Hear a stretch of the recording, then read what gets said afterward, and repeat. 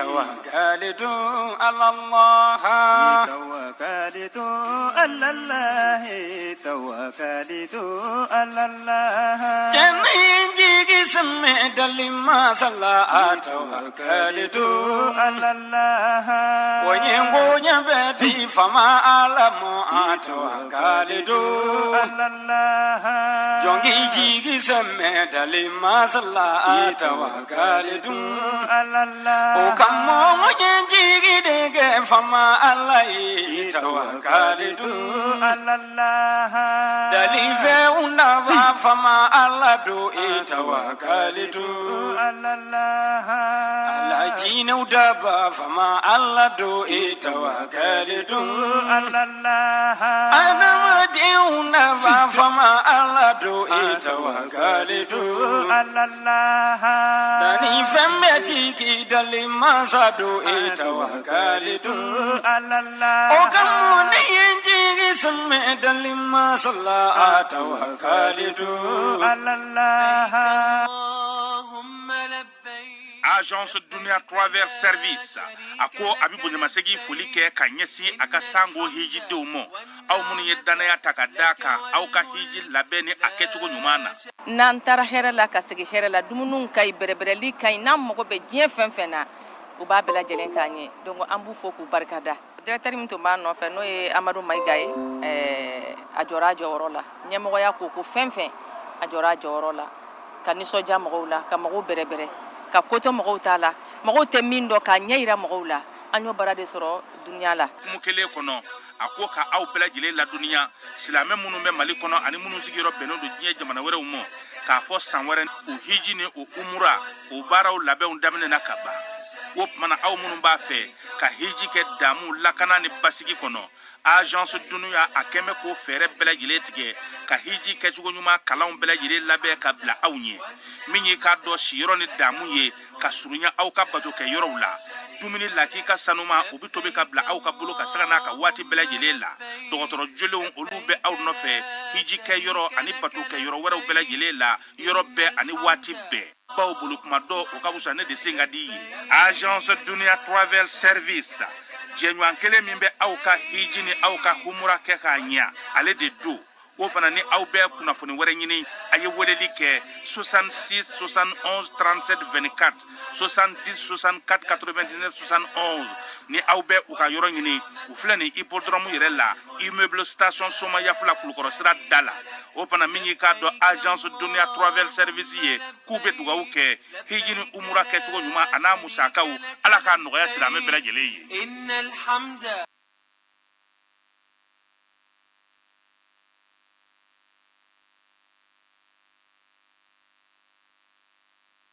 bela jelema amunu ba fe ka voyager ka soro amade ku soro aka voyager konnanna compagnie de transport Sumatra u ya kanu kanani kar kwa chamanye kare munun tlana norme konnanna au ka lafiya kama a suspension wo a climatisation a siège wo ni kare jolenye foite jigi kono ibise ka do akonnanna tukuminna Sumatra e ka kare Sumatra ne ka kare Sumatra an ka kare o kum konnanna kare numbe sirata donko do Bamako Sekou San Moti Kuchala kata sesika soma Kenyeba kita umanyina nyoro di Sahel mawko kata se kolokani jijeni fokata se bemama Sumatra fien foroko Sumatra kauli herala kase herala aywa client obem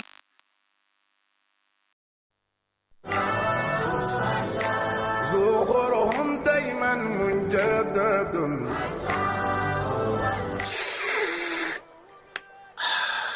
ambade te duma kanubaw ample domine ko bebina bela jile sigle kudo ka temi nani kono anga jamana kono ashurula ni watina no e tever rasul atoko kadi chogo mina ate fanan kadi katemoga tever rasul ka tashin furo kono fika barada kono ana jabe nywana tever rasul nkewo ke ka tewuli fonga benefunji kala o bana ta butiki la doro ikafo ko tever rasul benefunji lama walima tever rasul nyamakula walima a jasmine no mandie a simple simple o fana be yino Tever Rasoul ibe ja fɛn o fɛn ɲini te la a bɛɛ lajɛlen bɛ ka ɲɔgɔn sɔrɔ a kɔnɔna na an kana ɲɔgɔn nɛgɛ ni ko te duma bibina i b'a fɔ ko Tever Rasoul a bɛ foroko cɛɲin kɔnɔ ni ka sɛbɛn sanfɛla la ko Rasoul a foroko sanfɛ cɛ bɛ ɲamɛ sanfɛ tamaro sun jukɔrɔ wa i mago b'a nasugu fɛn o fɛn na o ja bɛ o foroko kan ni mago bɛ a bɛnɛfunjilama kan bɛnɛfunji ja b'o kan ni mago bɛ a ɲamakulama kan ɲamaku ja b'o kan fo ka taa bila jasmine na a n'a simple Tever Rasoul a jɛnsɛnnen don jamana in fantan naani bɛɛ lajɛlen la ni waati na grossiste fɛn o fɛn bɛ suguba la ni sera o ma n'an ka quartier kɔnɔ ani sugu wɛrɛw la i bɛ Tever Rasoul sɔrɔ yen ni mago b'a camion va sanda la i bɛ wuli ka se ngolon na i ko makɔrɔ carré kɔnɔna na walima i bɛ nɛgɛjuru banba 76 44 30 29 79 60 31 60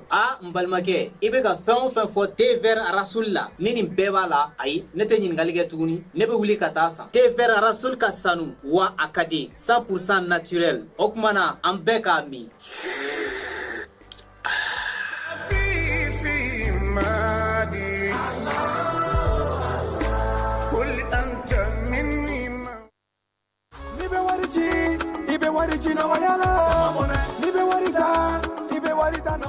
sama mɔnɛ bi maliyɛnw jɔrɔna ko n'u hamina ko dɔn o de la sama mɔnɛ ma fɛn fara a ka wari cili musakaw kan wa a ka nɔgɔn ni Mali wari ci siraw bɛɛ ye a ma da aw ma dɛ sama mɔnɛ bi dɔ fara aw de kunna wari kan ni wari bonisi ye awɔ ni wari bonisi ye kɔni aw ka sanni kɛ o kɛ ni sama mɔnɛ application ye aw bɛ wari sɔrɔ aw ka compte bonisi la ka daminɛ crédit la abonnement télé fo ka taa se courant ni ji sarali ma aw bɛ bonisi sɔrɔ nin bɛɛ la n'a ka bonisi buguna dɔrɔn aw bɛ se k'a yɛlɛma aw ka sama mɔnɛ compte la ka sanni wɛrɛ kɛ n'a ye walima ka taa wari jɛ bɔ an ka lasigiden dɔ fɛ yen aw ye mɔnɛ bɔ aw yɛrɛ la a k'a si filɛ sisan ni sama mɔnɛ application téléchargeli ye Play Store walima App Store kan ka sɔrɔ k'aw tɔgɔ sɛbɛn ni sama mɔnɛ ye aw de kunna wari bɛ augmenter sama mɔnɛ i yɛrɛ ta awɔ i yɛrɛ ta ni yɛrɛ ta ye ka bɛn ni baaraw kɛcogo ɲuman sabatili ye Société Énergie du Mali ale bena mise à jour kɛ a ka compteur papier Isako bɛɛ lajɛlen na don n'a nataw la ni fɛɛrɛ kura min filɛ nin y'a dabɔkun ye ka se ka jigiya to ye ani baara kɛcogo ɲuman k'o sabati ani maa minnu bɛ baara kɛ kuran na olu ni ɲɔgɔn cɛ nin compteur baaraw bena kɛ ka bɛn ni octobre kalo tile 16 ye san 2024 b'a fɔ kɛɲɔgɔn bɛɛ lajɛlen ye a bena code 3 de sɔrɔ chiffre 20 na ta o ta n'o kɛra aw fɛ nka a tɛna kɛ kelen ye bilen nin baara in hukumu kɔnɔna la ka se k'a kɛ a ka ɲa kɔdu nunu u bɛ da ɲɔgɔn kan cogo min na o de filɛ nin fɔlɔ i b'o don compteur bɛ sɔn o la i bɛ sɔrɔ ka filanan tugu o la compteur bɛ sɔn o la i bɛ sɔrɔ ka sabanan n'o y'a laban ye k'o tugu o la compteur bɛ sɔn o la EDM SA ko b'o kɛ ɲɔgɔn bɛɛ lajɛlen na dɔnniya nin baara kura min filɛ nin ye sago tɛ se ka kɛ a kunna baara hukumu kɔnɔna la n'o y'a sɔrɔ kɔdi minnu salen don aw bolo n'a ma la baara fɔlɔ a y'u la baara ka compteur la yanni nin mise à jour cɛ n'a ye gɛlɛya sɔrɔ walima n'a mɔgɔ bɛ kunnafoni dafalan na k'u b'a da u ka kɛɲɔgɔn bɛɛ lajɛlen kulo kan a y'an ka centre d'appel wele min ye 36 077 walima a ka taa an ka agence dɔ la kelen na. Pour identifier son numéro Move Africa Malitel, c'est très simple. Entrez le lien de la plateforme d'identification dans votre navigateur. Ensuite, entrez votre numéro de téléphone sans espace. Ensuite, entrez votre code de vérification reçu par SMS.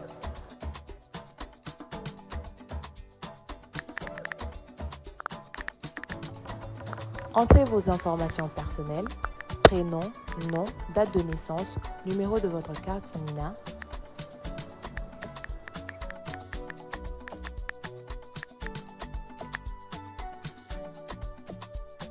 Chargez votre carte NINA et enregistrez-vous.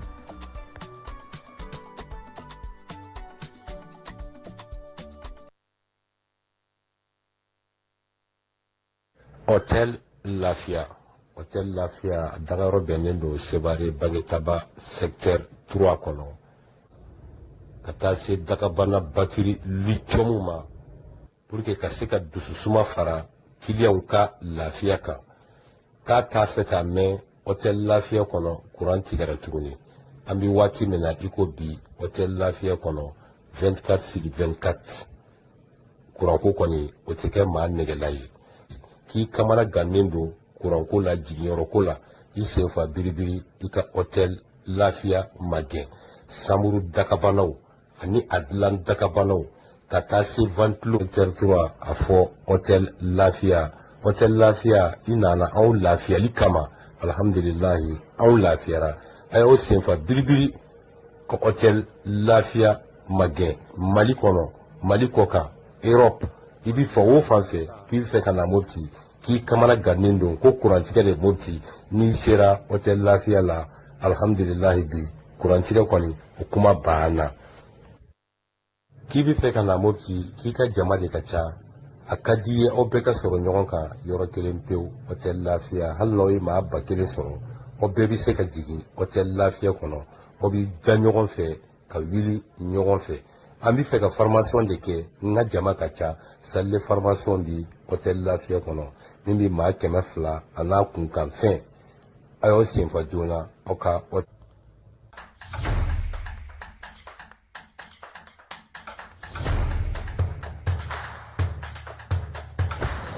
bisimila an ka jamukan kɛnɛ kan données personnelles on en parle ni ye kunnafoni telima min bɔra APDP mɔgɔw yɔrɔ ko k'a da cakɛdaw tulo kan jamana cakɛdaw baarayɔrɔ privéw i n'a fɔ banquiw microfinancew hôpitaux laboratoire de santé agence de communication presse écrite presse audiovisuelle miniw boulangeries supermarchés hôtels bars restaurants écoles publiques écoles privées avocats notaires huissiers pharmacies sociétés de vente de véhicules jamana cakɛda fɛn fɛn bɛ baara kɛ ni adamaden tɔgɔ la kunnafoni ye Mali kɔnɔ ko courrier bɛna se aw ma k'aw invité aw ka na aw ka traitement déclaré au niveau de l'APDP ni courrier ni sera aw ma aw bɛ se ka wuli ka se APDP la aw ka traitement ɲɔgɔn fɛ aw b'a cartographier k'a dɔn aw kan ka formulaire jumɛn rempli o formulaire rempli kɔfɛ aw kan ka musaka joli sara o bɛɛ lajɛlen bɛ d'aw tulo kan APDP la walasa aw ka kunnafoniya sɔrɔ ni courrier ninnu na aw bɛ se ka nɛgɛjuru ci 20 23 86 15 ou bien ka wuli ka se APDP la ɲɛfɔli ka k'aw ye k'aw bilasira. ala kelen ye fɛn bɛɛ tigi de tawakalitu alallaha tawakalitu alallah ye tawakalitu alallaha tawakalitu alallahi tawakalitu alallaha jongi jigi semme fama alallah tawakalitu alallaha ala dunga sonni kuna dashitu ko tawakalitu alallaha alamani sonche kuna dashitu ko tawakalitu bawo ni alamɛbaw k'aw bɛɛ lajɛlen fo k'aw waleɲuman dɔn bi ye juma ye janvier kalo tile 10 san 2025 kibaruyaw bɛ taa n'an ye segukaw fɛ yen kunungo segu sigikafɔ kɛra sigikafɔ min bɛ tali kɛ ka ɲɛfɔli kɛ dugudenw ye banbanci wale ni ɲugawale kɛbaaw olu bɛ se ka kunbɛn cogo min na segukaw o kalan kɛra olu fɛ yen baɲangara gouverneur ale fana ye ɲɛfɔli kɛ maramaw fɛnw kan ka bila min ye jɛkulu marafatigiw bolo cogo min na u bɛ se ka faamuyali kɛ cogo min na samɛ senfɛ ale ye ɲɛfɔli kɛ o la nin waati in na médailles bɛ sen na bi ministre som bɛ kunnafoni ko kunna ale ye médaille di maa 17 ma jamanakuntigi ale tɔgɔ la baara in kɛra cogo min na Keba Jalo ale na tila k'a da don o la sabula an yɛrɛ ye médaille sɔrɔ a ko kɛnɛ ka ye APDP ko ɲangini bere talen don sisan ka kɛ ni mun ye an bɛna o walawala aw ye an balimakɛ malien dɔ ale tun bɛ États-Unis a nana Bamakɔ yan bangi dɔ a n'o ye fɔnkɔɲɔgɔnkɔ dɔ kɛ o ma bɛn a ma ye ɲɛfɔli k'an ye Somatra segukaw n'o ye Bamadu Simakadenw ye Gakou Simaga ani Madubilen olu kɔni ye kari kura 24 olu y'o laɲini ka na n'o ye 12 o sera Mali kɔnɔ ka ban a tɔ 12 u bɛ ka o kɔnɔ min ye Gakou Simaga ye ale ye ɲɛfɔli ka an ye baara mun sigira sen kan nin ko in na an n'aw fana fɛsɛfɛsɛ aw ye aw bɛ se ka faamuyali kɛ a la cogo min sisan an dontɔ kɔkan kibaruyaw ka hukumu kɔnɔna na Bɛnɛnkaw fɛ pankuru dɔ n'o ye hélicoptère dɔ o kɔni taara dafiri maa minnu bɔra a kɔnɔ o ye Faransi sɔrɔdasiw ye min bɔr'o la sa an na o da o tulo ka sɔɔni aw bɛɛ lajɛlen bɛ se ka faamuyali kɛ cogo min Falaye Keyita ale bɛ yan Keba Jalo bɛ yan ani ne yɛrɛ an bɛ nin bɛɛ lajɛlen walawala aw ye sisan.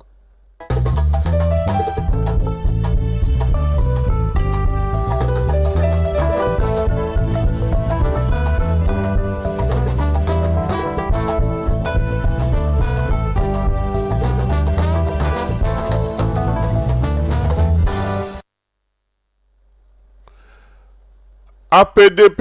ni ale jɛkulu ye min sigilen an ka jamana kɔnɔ ka kɛɲɛ ni adamadenw tɔgɔla sɛbɛnw olu la kɔlɔsili ye. Ale ko nin waati na baara min kalifara ale la o lawaleyali hukumu kɔnɔna na sa jɛtikɛ ni fɛn dɔw ye ka kɛɲɛ ni an ka sariyakisɛ dɔw ye. A dɔw bɛ tali kɛ mun na ka maa tɔgɔla sɛbɛn a bugunatigɛw a ka kibaruyaw k'olu ta ka baara kɛnɛ a ye k'a sɔrɔ i ma yamaruya ɲini APDP fɛ. Sariyakisɛ min b'an ka jamana kɔnɔ n'o siginiden 322 ngɔri o tan o b'a yira sa ko ni maa y'o kɛ san 5 kaso i b'o kɛ sefa wari miliyɔn 5 i b'o sara. Sabula maa si man ka maa tɔgɔla kibaruya ta ka baara kɛ n'a ye k'a sɔrɔ i ma yamaruya ɲini a tigi fɛ. O mana tɛmɛ ka bɔ yen APDP bɛ nɔminɛli kɛ fɛn minnu na maa minnu bɛ caméra de surveillance sigi u ka baarakɛyɔrɔw la maa minnu bɛ n'olu bɛ registre bila u ka baarakɛyɔrɔw la mɔgɔw bɛ taa ni ka segin min k'u fɛ k'u tɔgɔ sɛbɛn o la kɛnyɛrɛye fara faso ta kan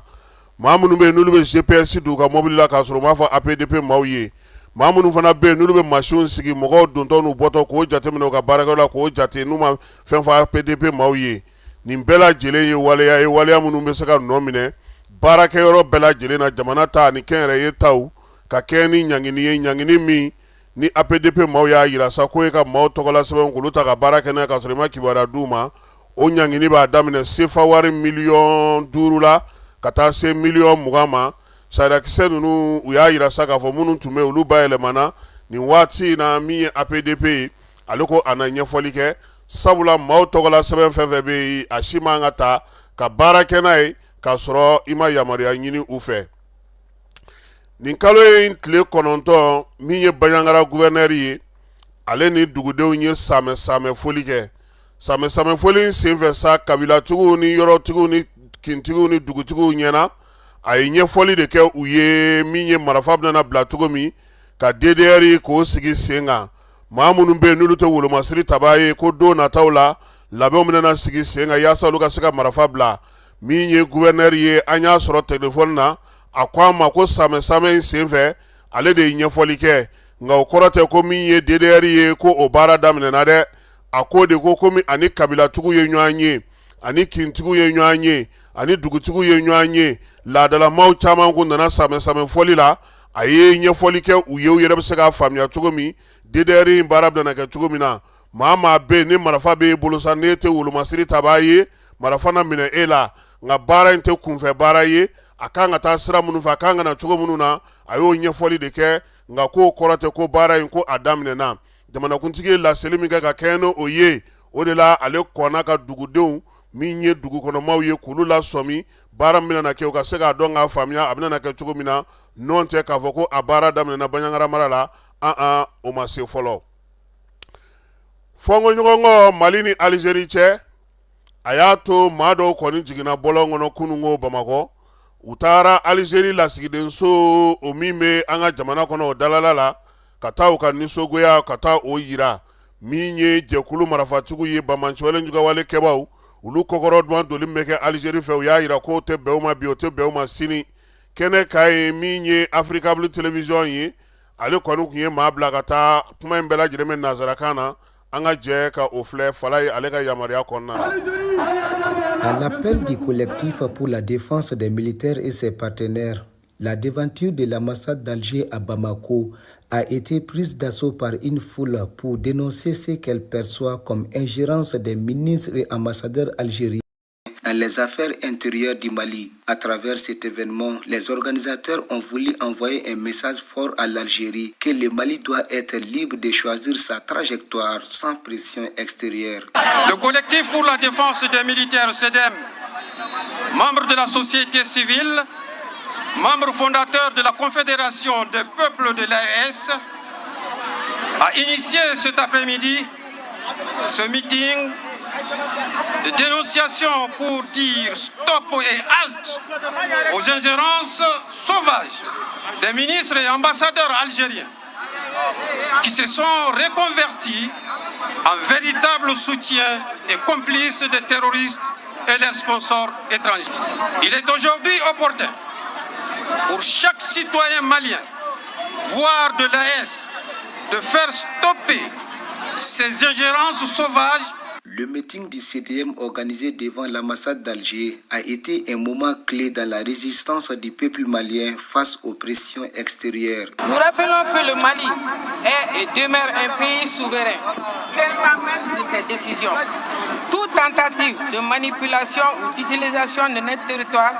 comme levier pour des intérêts inavoués est inacceptable.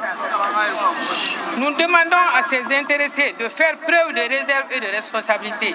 en tenant compte de l'histoire commune de nos deux pays, bâtie sur des valeurs d'indépendance et de lutte pour la dignité des peuples africains. Excellence, Monsieur le Président, nous vous invitons à prendre des mesures nécessaires pour que cette ingérence cesse immédiatement. Je répète, nous vous invitons à prendre les mesures nécessaires pour que cette ingérence cesse immédiatement. Je répète une troisième fois. Le collectif pour la défense des militaires salue la montée en puissance de l'armée malienne et réaffirme son soutien au président de la Confédération des États du Sahel pour leur engagement constant dans la lutte contre le terrorisme, tout en rappelant les rôles cruciaux joués par notre pays dans la guerre de libération de l'Algérie. Le CDM invite les autorités algériennes à se ressaisir. Nous demandons aux plus hautes autorités algériennes de recadrer les intéressés afin que plus jamais de telles provocations ne se répètent. Pendant que notre pays fut une base arrière pour les Algériens pendant la guerre de libération, l'Algérie devient malheureusement une terre d'asile, une base arrière pour les terroristes et leurs alliés. Ce meeting marque un tournant dans la manière dont le Mali entend gérer ses relations internationales, notamment avec l'Algérie. Le rassemblement a permis de mettre en évidence la volonté du peuple malien de se défendre contre toute forme de pression. Au terme de la cérémonie, une copie de la déclaration a été remise à l'ambassadeur pour transmettre au président de la République algérienne. Ayiwa ko Algérie ka semo Mali sokono ko la bamanci wala njuga wale keba ulu kokoroma doni ko ako dabla mi nye jekulu ye sa CDM tokola ulu de boraka ni ntama inge ni kena inga ansabi ame foli taka nyeshi sanga merma no ye Ali Iguno Doloye mami no ache sideno beni kenya la chefoni kambe mi nye ni ma ko fole nye sa le ko nga wati be wuli ka joke kunye balawu o kana ke bara nyuman keli aka sigido mesaka sigomna dugudo mesaka lafia chogomina mi sanga e dugu belebele baye dongono dugula sanga yorobado me bibi na sanga koni fana be degun konna nga meri no ye Ali Inogo Doloye amba fo aka wuli ka joni chesiri ni timina njala ni wati na mbaro ka fo bara bawba abolo ni ala sonama mi Ali ye anana nyon soro donola ka seka nyefolike awye fe munu mena ni beni lafia yi mimi na chefoni kamba abeka obara munu sigi senga mobe se tuko muna ka balo ka wala meta yiru wali srafe sanga tokokoro mbala ka odaka alibi ana asoro okeneka ambafu seuka ofi jerekera gouvernora alela bamanci wale njuga wale keba ka wale ya abesaka kontuko mina dugudeun fe jekulu kerengere mbe sa no e Mali tanye amata alele koni segu bela jele faranywa nga sa dugudeun ni dugudenton kata fara kabila tukuka la jey nyema ya tume segu gouverneur alega directeur de cabinet bolo ni alerebe gouverneur jorala ni wati na kabi gouverneur fatura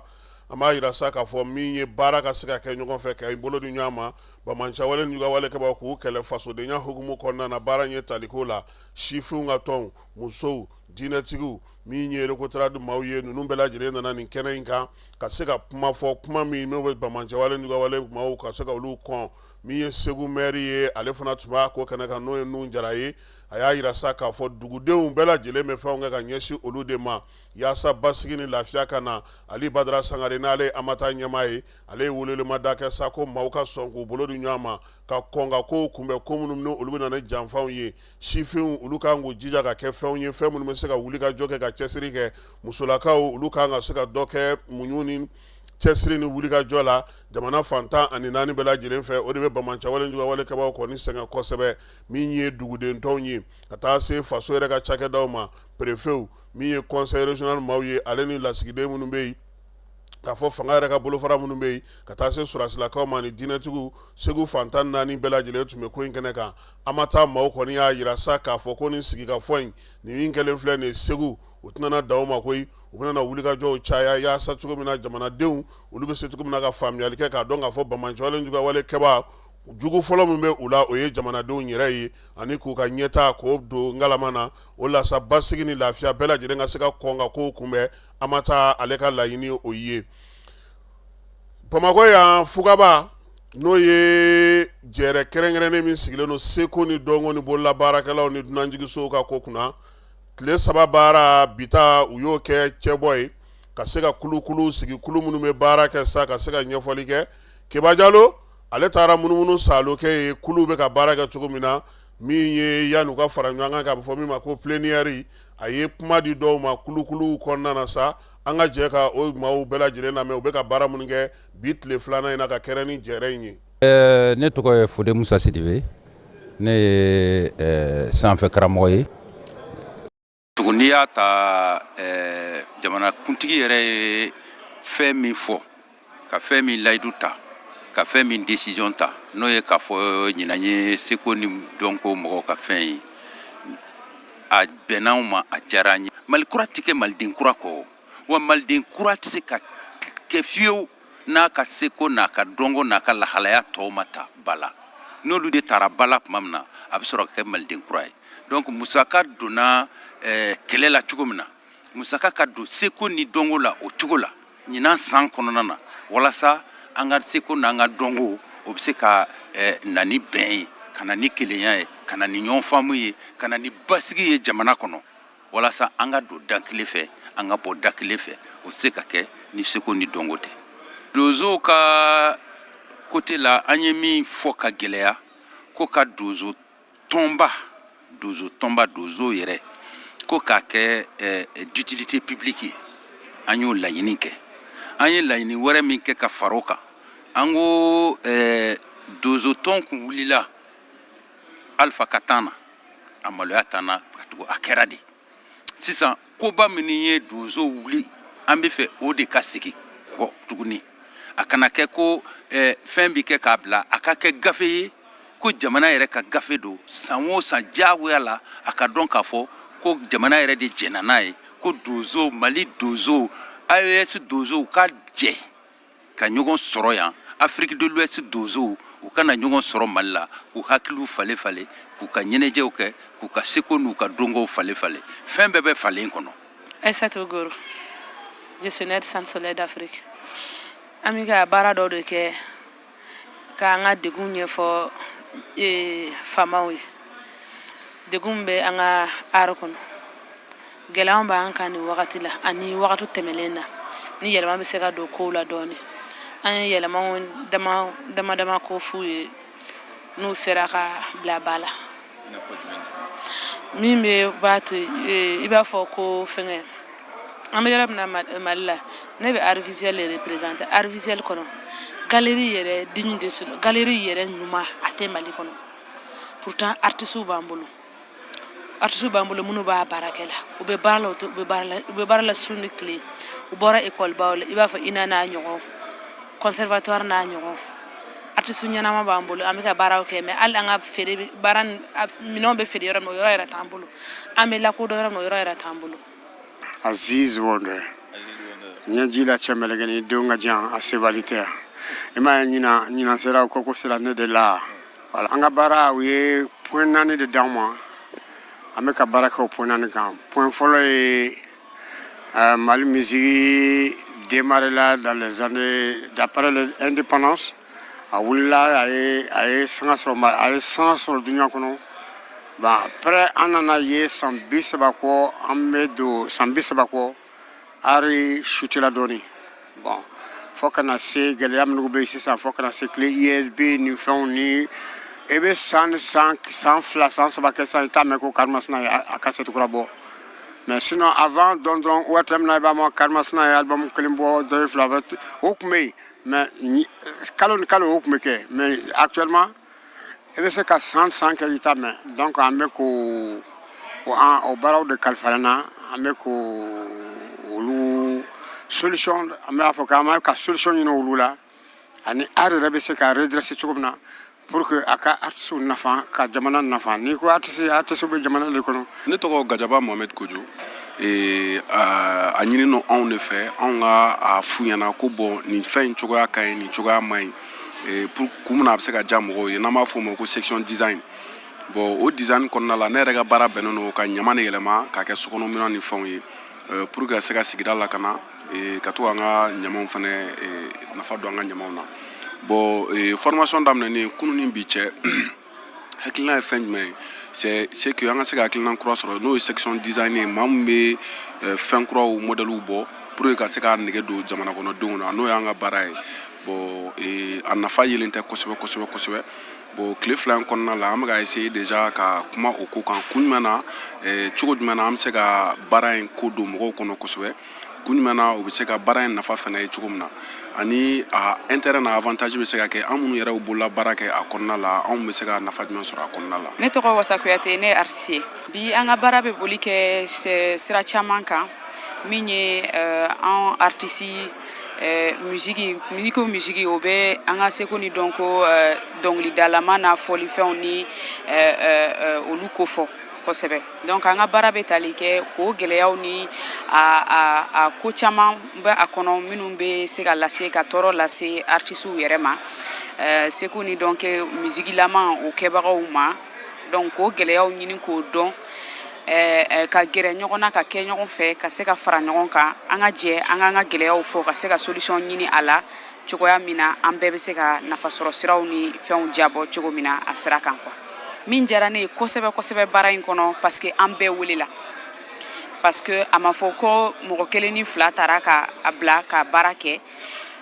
génération bɛɛ welela ka taa artiste kumaba la ka n'a bila a camancɛ ta la ka n'a bila a dɔgɔmani na denmisɛnnin ko t'a la mɔgɔkɔrɔba ko t'a la bɛɛ welela bɛɛ k'i ta fɔ wa bɛɛ bɛ ka lamɛn fana bɛɛ lamɛnli kɔfɛ bɛɛ ka laɲiniw bɛɛ bɛna ta k'a bila gafe kelen kɔnɔ pour que k'a lase an ka ɲɛmɔgɔ ma ministre de la culture Mamu Dafe o de ye Mamu yɛrɛ ka hakilina ye kosɛbɛ ka artistes fara ɲɔgɔn kan fɔlɔ ka jɛ an ka jɛ ka an ka solution kumaw fɔ ɲɔgɔn fɛ an ka laɲiniw ye min ye ka jɛ ka dilanni kɛ a la. Tɔgɔ Abubakar Jawara depuis kunu fo bi an bɛ baaraw ka salle kɔnɔ yan seko ni dɔnko ni min ko Mali déjà i bɛ seko ni dɔnko fɔ o seko ni dɔnko kɔnɔna la an bɛ hakili jagabaw la o ni hakili farangaw la yaasa baara ninnu bɛ se ka ɲɛ an bolo cogo min na maliden kura yɛrɛ a bɛ se ka don ba la cogo min na k'a dilan k'a ɲɛ k'a kɛ bɛɛ sago ye an b'o baaraw de la. Proposition ba minnu kɛra toujours depuis kunu fo bi an bɛ o hakilina jagabaw de kan pour que ko résultat bɔ sini n'o y'a kuncɛli ye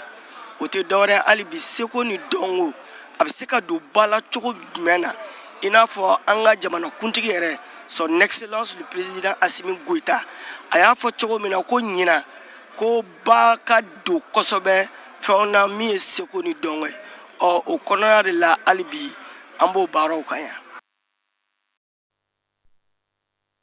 Ayiwa seko ani dɔnko baaraw olu bɛ kuncɛ sini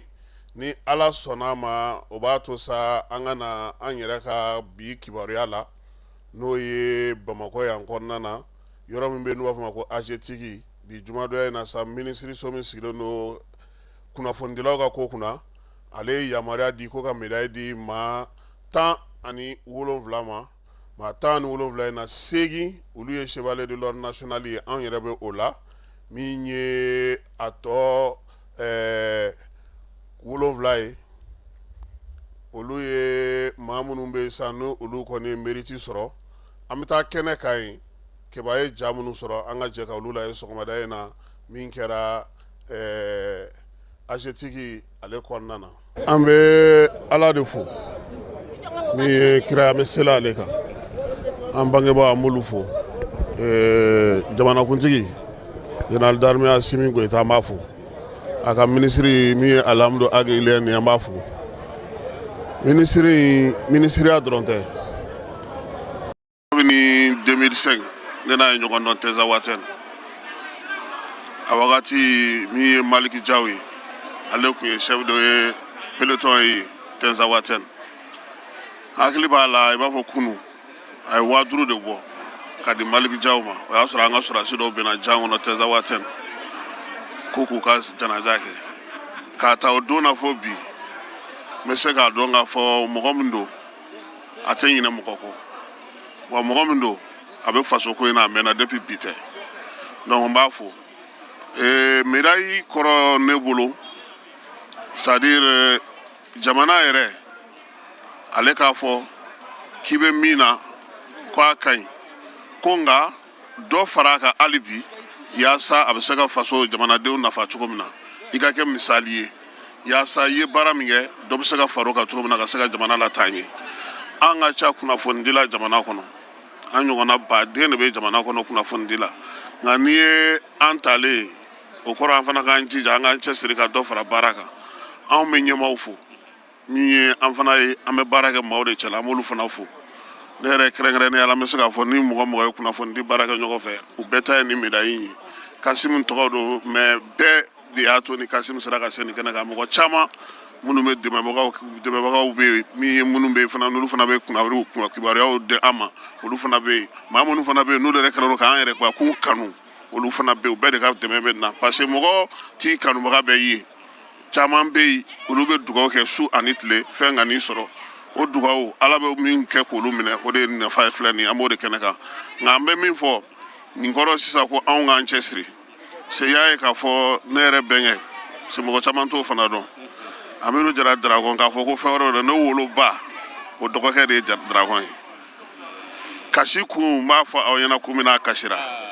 a hakili jiginna musokɔrɔba ni cɛkɔrɔba de la olu ka wolo ye mago ɲɛ jamana ye o de la ɲɛji bɔra donc maa min don i bɛ se k'a fɔ i ma Dragon tɔgɔ mɛn ou bien i m'a ye nka k'a fɔ i m'a tɔgɔ mɛn o tɛ tiɲɛ ye donc n b'a fana fɔ yan parce que ne n'a ni cérémonie bɛɛ kɛ ɲɔgɔn fɛ wa ne n'a ye san 20 de kɛ fana bɛ baara kɛ radio la ɲɔgɔn fɛ ni ne de jiginna ale de tun bɛ jigin fɔlɔ ne bɛ yɛlɛ a nana kɛ ne jiginna ale bɛ yɛlɛ donc bi ko tɛ wa n bɛnkɛ fana don ka fara a kan fana n b'o fana fɔ mɔgɔ ɲɛna donc ka bɛɛ fo mɔgɔ nana kɛnɛ kan k'a bɛɛ fo k'a bɛɛ lajɛlen waleɲuman dɔn k'ala ka halisa jamana in kɛnɛ to ala ka jamana in kisi ala ka jamana in ta ala k'a ta fanga di ɲɛmaa minnu b'a kunna u ka se ka baara kɛ tilennenya ni danaya ni laadiriya la jamanadenw ka se ka nafa sɔrɔ. U y'an wele ka na médaille di an ma baara minnu kɛra an fɛ jamana kɔnɔ ko jamana y'a dɔn k'a fɔ an ye jɔda dɔ fa an ka ɲɛnamaya la faso ye u nana o bonyamasegi de kɛ k'a jira an na jamana ɲɛmɔgɔw y'a kɛ an b'o kɛnɛ de kan a kuma a barika ka bon lakale ma maa bɛ wolo don min na i bonyanko dɔ wolola o don i bɛ sa don min na yɛrɛ bonyanko dɔ sara o don dɔ bɛ na ka taa ten maa ti bɔ a na kuma kalama maa ti bɔ a taa kuma kalama a bɛ wolo don min kɔnɔ olu tɛ tɔnɔ yɛrɛ sɔrɔ ka dun a la kuma t'a wolola dugu min na kuma tɛ jamana ma mɛ ni jamana y'a jira k'a fɔ karisa i ka wolo an ye tɔnɔ sɔrɔ a la i ka wolo jamana y'a nafa sɔrɔ a ma da a ka du ma a ma da a ka dugu ma musa i wasara i ba wasara i fa wasara i wolola dugu min na o mɔgɔw wasara i bɔra sibolo min na o wasara i wolola jamana min kɔnɔ o wasara a kuma o kɔrɔ de ye ko e ka bɔ ye dɔ dilan min bɛ fɔ kɔni buna adamaden i bɛna dɔnni de kama maanifin n'i wolola dɔrɔn a to i ka dɔn maa n'i sɔnna wolo ma dɔrɔn a to i ka dɔn ni maa min ko tɔgɔ tɛ fɛn ɲɛ maa a tigi ye nkalon tigɛ dɛ a nana a ba de tɔn ɲɛ gansan dɛ diɲɛ bɛ tɔgɔ bolo dɛ sange bɛ balo kɔfɛ i bɛ sa o mun bɛ to i kɔfɛ tɔgɔ in de don wa foyi tɛ se ka tɔgɔ se cɛbakɔrɔ ma kɛta de kɔ ko gɛlɛn muɲuni ko gɛlɛn kɛli ani ɲɔgɔnna dan i ka kɛta la ɲɔnɛ n'i danna sira la dɔ m'a fɔ i ko i ka kɛlɛ bɛ dun maa ni b'i ka sa kalo kelen mɔgɔw ka ɲinɛ kɔ nk'i ka kɛta de dɔgɔyara ɲɔnɛ dɔ salen ka ca san 100 wɔɔrɔ maa dɔ yɛrɛ balo la u ma tɛmɛ san 30 kan o salen kɔrɔ ni ɲinɛnjɛ a bɛ san 20 wɔɔrɔ bɔ tɔgɔ bɛ mɔɔ da n'i y'i salen kɔ tɔgɔ jɛnyani ye ka tɛmɛ i ka ɲɛnamaya si ka ye dɔ de kɛ an bɛ lamɛnbaa bɛɛ lajɛlen fo k'u ni ce k'u ni baraji an ka foli bɛ maliden bɛɛ wa a yiru k'a jija fana n'ala sɔnna ɛnɛ juru bɛ ne kana ka kɔrɔ ne m'o fɛ ɲɛna ko wale dɔw bɛ yen nɔ a bɛ a don saya nege don maninfin na bon ne bɛ jɔrɔ min na sisan o de ka jugu bɛɛ lajɛlen ta ye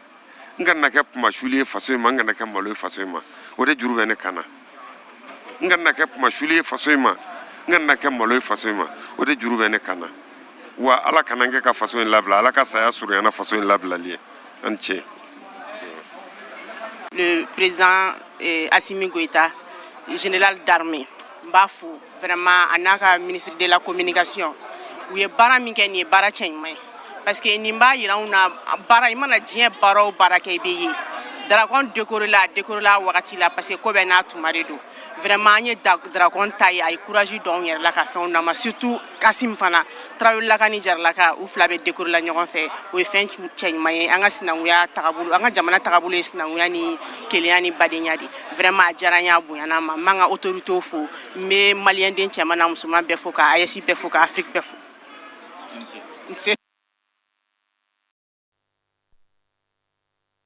Ministry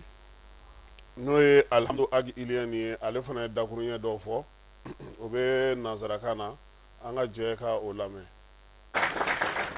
Monsieur Hamidou Diarra, que tout le monde connaît comme Dragon, lui c'est notre histoire. Vous voyez ces grands de la presse et de la culture malienne. Et monsieur Kassim Traoré, d'ailleurs il y a un match parce qu'on dit toujours que les Traoré sont les plus forts, les Diarra sont les plus... Mais aujourd'hui, on dit que les Traoré sont plus forts. Parce que Kassim, il a tenu l'émotion, mais les Diarra, là, les lions, là, il n'a pas pu tenir. Hein. Il a flanché pour l'émotion. Félicitations, Diarra et Traoré. J'ai demandé, parce que souvent, je fuis moi, tout ce qui est culturel. Je note. Je suis toujours M. Hamidou Diarra Dragon qui fait sortir les valeurs culturelles de notre peuple, notamment les milieux bamanan. Et ça m'a beaucoup intéressé parce que moi je parle bambara, je comprends bambara et j'aime toutes les cultures. Je fais des recherches même dans la culture bantou souvent, en Afrique centrale. Partout où il y a de la culture indienne, tout, moi je suis preneur. Si vous avez des livres et des documents, je suis preneur. Mais j'ai été surpris de voir que personne ne connaissait un peu Mamadou Diarra Dragon. Donc j'ai demandé son téléphone à Mariam Sagara. Je mets toujours Guindo parce qu'ils sont plus proches de nous là, n'est-ce pas? Et quand je l'ai appelé, il était dans sa voiture. Et je lui ai demandé de venir, il a été reçu par le chef de cabinet et moi-même. Et je lui ai dit tout ce que je pensais de bien. Je l'ai félicité pour ce qui se faisait. Et je lui ai dit qu'Inch'Allah, il sera décoré. Et c'est fait aujourd'hui par la volonté d'Allah et du président de la République. Monsieur Kassim Traoré, lui aussi, qui est un mastodonte de la presse, mérite toute notre attention et toute la reconnaissance de la République. Vous le suivez avec sa voix particulière, avec un certain Amara, que je ne sais pas, qui est toujours devant lui mais qu'on ne voit pas, et avec lesquels il a toujours parlé pour donner des conseils. Et il a toujours conseillé pour la paix, pour la cohésion sociale, pour l'entente. Monsieur Boubacar Ndiaye, vous aussi, vous avez rendu de grands services à la science et au Mali, ici et ailleurs. Donc votre mérite est reconnu et c'est pour cela que vous êtes là. Monsieur Mohamed Soumana Meiga, peut-être que par modestie, beaucoup ne le connaissent pas, c'est un ancien de la presse. Si vous voyez la tour là, ça fait 13 ans, la tour de l'ORTM sur la route de Kati. C'est lui. Il est en train de faire un travail extraordinaire. On ne le sent pas quand on passe devant, mais quand on entre à l'intérieur, on sait que l'homme se bat. Il a fait valoir ses droits à la retraite. Mais nous continuons toujours à utiliser le peu de force qui lui reste. Soyez-en félicités. Surtout qu'il est au service d'un directeur Dogon, donc je crois que ça va s'arranger à la maison là-bas. Monsieur Fousseni Samake, vous aussi, vous nous rendez de grands services au niveau de la DFM. Vous savez que le nerf de la guerre, c'est la DFM. Et surtout, je félicite les agents de la DFM. Pourquoi? Parce qu'ils arrivent à faire fonctionner le service, même sans argent. Et... Mesdames et messieurs, si vous voyez que vous avez été décoré aujourd'hui, c'est d'abord grâce à Allah subhanahu wa ta'ala, auquel je rends hommage et je rends grâce, mais aussi avec la volonté du président de la transition, président de la Confédération des États du Sahel, j'ai nommé son Excellence le général d'armée Assimi Goïta. Voilà, Nambora Midaidi Keneka, ça m'étonne. Midaidi Were Keneka, ministre Somimbe Kenea Kokuna, Alefana Midaidi maa 22 ma muso 6 bɛ olu ta la sa baara ninnu bɛɛ lajɛlen kɛra kunungo min ye minisiriso min bɛ kɛnɛya ko ale kunna an ka jamana kɔnɔ k'a kɛ kun ye sa ka se ka misaliw yira maa minnu ye baara kɛ ka se ka olu kɛ ɲɛmaaw ye min ye maa 7 ye olu kɛra chevalier de l'ordre national ye a tɔw sa olu kɔni ye mérite médaille étoile argent olu y'o sɔrɔ n'o ye warijɛlama ye dɔw fana ta kɛra médaille min ni dilen b'o o kan ale ni chevalier de l'ordre national olu de mɔgɔ 7 ye u y'a yira sa k'a fɔ ko nin kɛkun kɔni ye sa min ye jamana ɲɛmaaw ye olu ka maaw yira maa minnu kɛra misali ani baarakɛla ɲɛnɛmaw maa tɔw fana ka se ka u cɛsiri k'u jija général Sagafuru Amadu Sagafuru Gueye ale de kɔni ko ɲɛmaaya tun b'ale bolo ale ni ministre min bɛ an ka jamana kɔnɔna na kɛnɛya ko kan maliden dɔ ale bɛ bɔ États-Unis nka nin waati in a bɛ sɛgɛnnafiɲɛbɔ la yan a taara an ka waribon dɔ la sa n'o ye banki ye k'a bɛ taa baara dɔ kɛ yen wara in kɛcogo kɔni ma ale kun minɛ kosɛbɛ a ye ɲɛfɔli kɛ kiba ye a ka degun in na an ka jɛ k'a lamɛn. Ne ye jate minɛ ne dɔnbaga dɔ de taara banki in na k'a mago bɛ juru la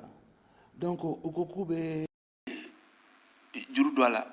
u ye 750 000 de d'a ma mais 750 000 ditɔ a ma u ye 2000 yɛrɛ fana b'o fana na maintenant u ko a ma a bɛ juru sara san 1 de kɔnɔna na maintenant san 1 kɔnɔna na 750 000 juru la san 1 kɔnɔna na i bɛ 96 000 n tun b'a fɛ ka nombre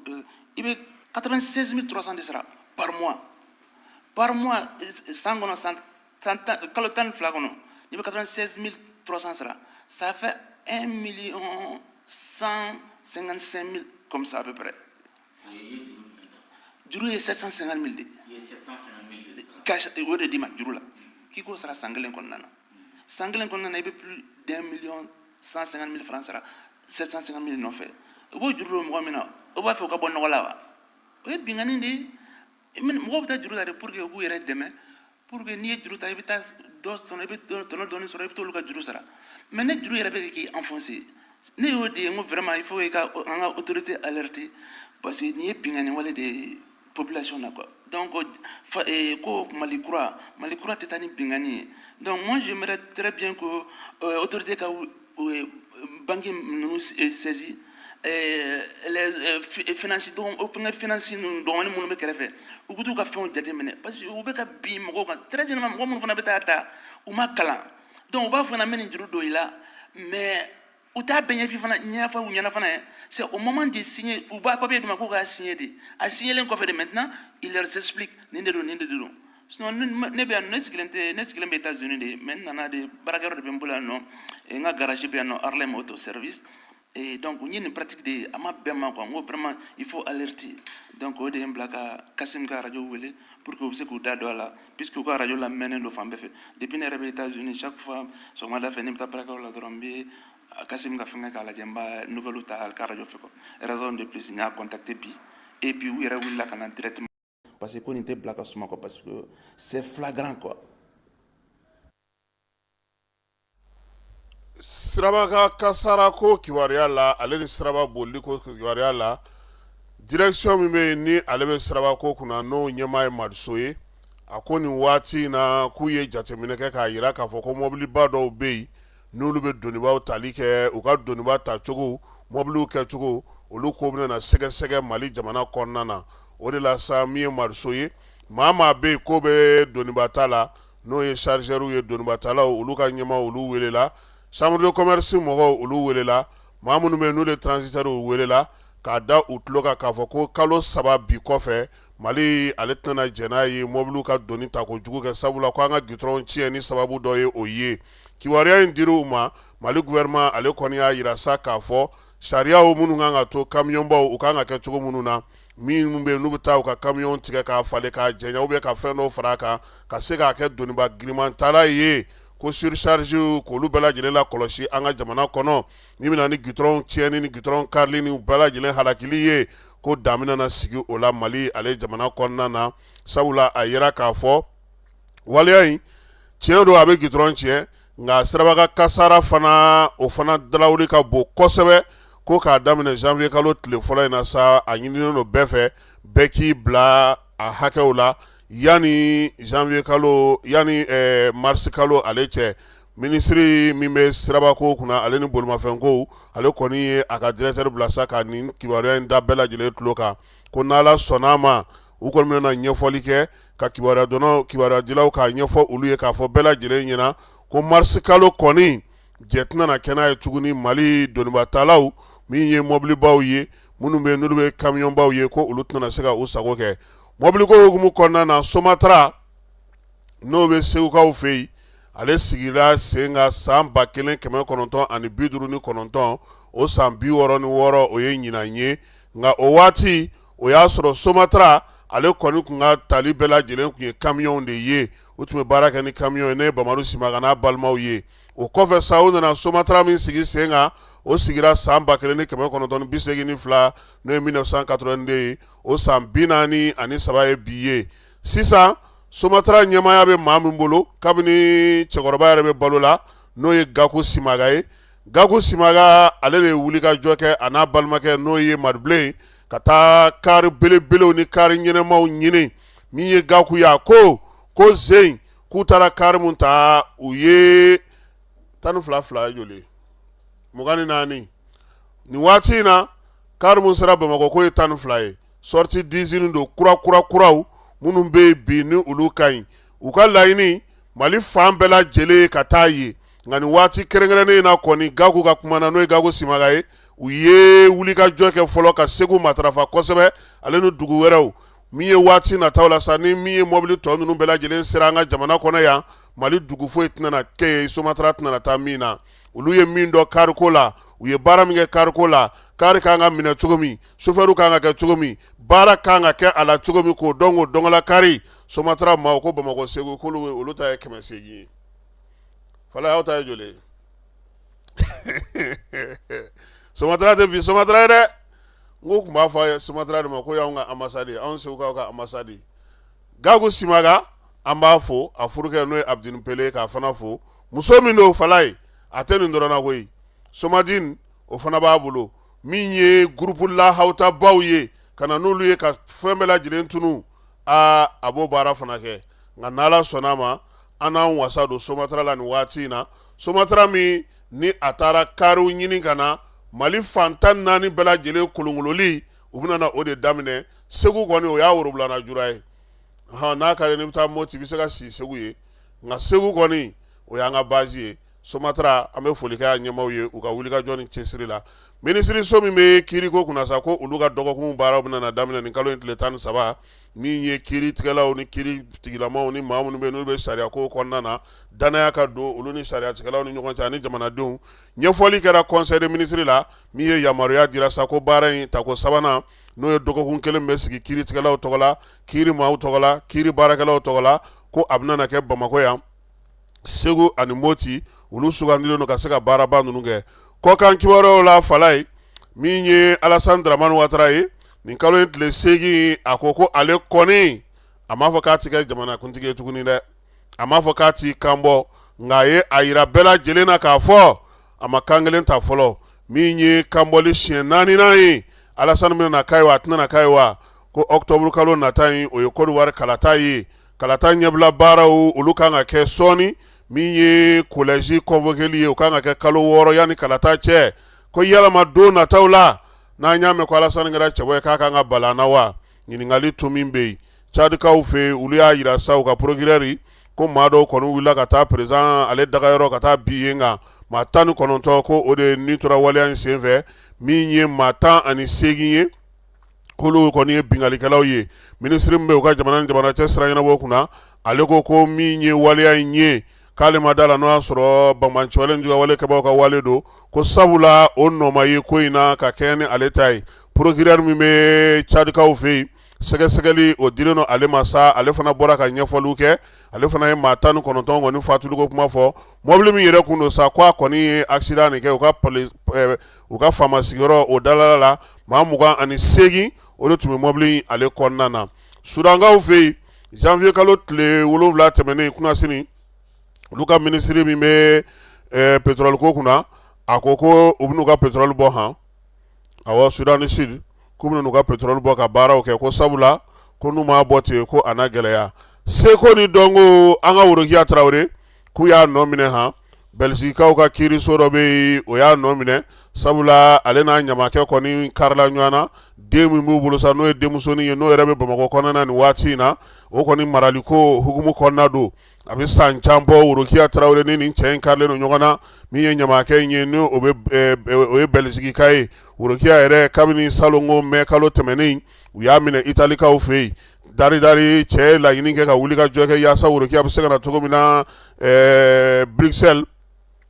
Belgiquekaw fɛ yen kiiri ka se ka kɛ yen maaw kɔni kun ye wuli ka jɔ kɛ sa k'a lajɛ k'u bɛ se ka ko in ɲɛbɔ cogo min na u yɛrɛ ni ɲɔgɔn cɛ o ma se ka sɔrɔ koyi a cɛ in ma sɔn Worokiya gitari fɔla dɔ bi si bɛ san 50 ɲɔgɔnna na u y'a yira sa k'a fɔ ko a na kaso kɔni kɛ Bruxelleskaw fɛ yen minɔti o kɔni kun y'o don a la ka jugement don nka a yira sa k'a fɔ sa ko maaw kɔni y'a yira k'a fɔ ko kɔni kun tɛ nin waleya in kabini san 2019 caciribɔla in n'o o ye Jean Gosen ye o de ye a ɲamakɛ ye a n'o karilen don ɲɔgɔn na Falaye nin tɛ bi ko ye dɛ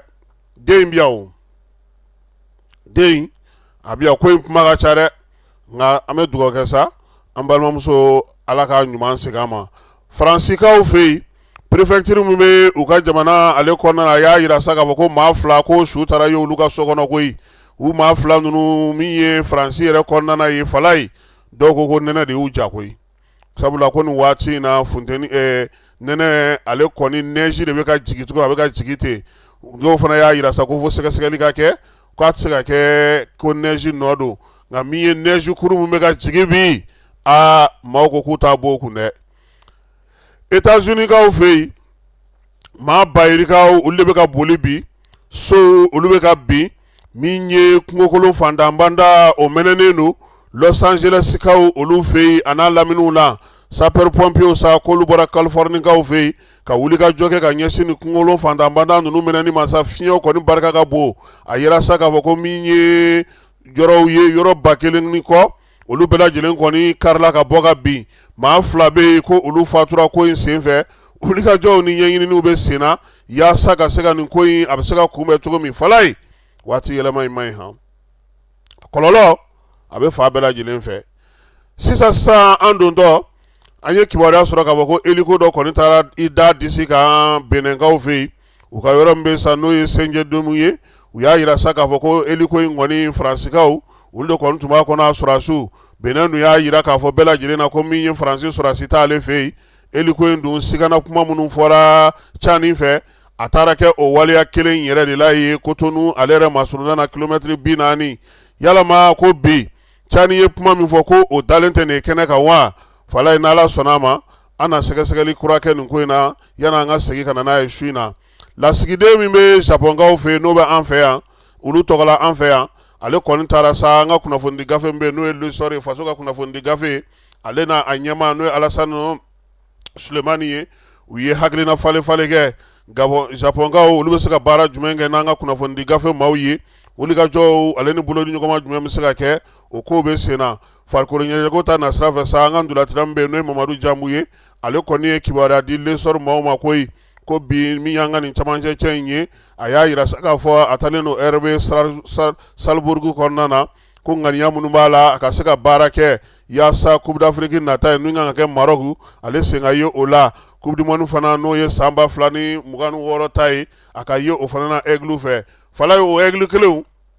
a n'an ka farikolo ɲɛnajɛ denmisɛnninw tɔn minnu b'an bolo ko n'i ma wari bɔ k'i tɛ ta olu la dɛ k'a wari b'a daminɛ 100,000 na ka taa se sefa wari 2,000,000 ma nin ye kojugu ye dɛ championnat national ale tile 7nan baaraw kan ka daminɛ bi Real de Bamako ale ni Bakarijan kan ka ɲɔgɔn sɔrɔ ndolati dumanba o kan ka kɛ Mamadu Konate la ni Ala sɔnna ma jaabi mana sɔrɔ la su in na an na o da maaw tulo kan a bɛ se ka faamuyali ko la cogo min nin bɛ dan sigi an ka kibaruyaw la kibaruya minnu ni olu dira aw ma Falaye Keyita fɛ ani ne yɛrɛ ka taa fara Keba Jalo kan a b'a fɔ sa ko nɛgɛ kaɲɛ 21 ko cɛ tɔgɔ ko Kara design o de an ka invité su in na n'Ala sɔnna ma a fana na ka na ɲɛfɔli kɛ an ye a k'an bɛ nɛgɛ kaɲɛ 21 an ka ɲɔgɔn dɛmɛ ka binŋɛnikɛlaw ni maafalaw ni walijugu tigilamaw kɛlɛ a y'anw dɛmɛ an k'aw dɛmɛ ka bingenikɛlaw ni maafalaw ni walijugutigilamaw kɛlɛ. n'a ye kunnafoni sɔrɔ bingenikɛlaw ni maafalaw ni walijugutigilamaw kan a ye nɛgɛjuru ci dɛmɛso la. nɛgɛjuru sira fɛ wari tɛ sara min na 80 00 11 20 walima 80 00 11 22 walima 98 17 36 75 ngo 98 17 36 45